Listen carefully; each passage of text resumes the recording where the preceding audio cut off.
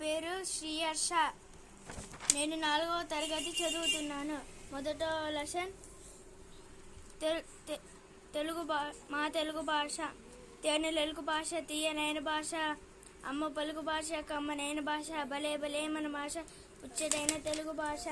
అమ్మ ప్రేమ వంటి మధురమైన భాష, నాలలాల వంటి కమ్మనైన భాష, 56 అక్షరాల స్వర రుచుల సొగసు భాష, భలే భలే మన భాష, ముచ్చటైన తెలుగు భాష. ఆది కవి నన్నయ్య చేతిలో మహాభారతముగా వెలిసి, సోమనాథ్ కంట ముందు తొలి శతకముగా బాసిల్లే, గురిజాల కలమ నందు తొలి కథగా రూపొందే, భలే భలే మన భాష, ముచ్చటైన తెలుగు భాష.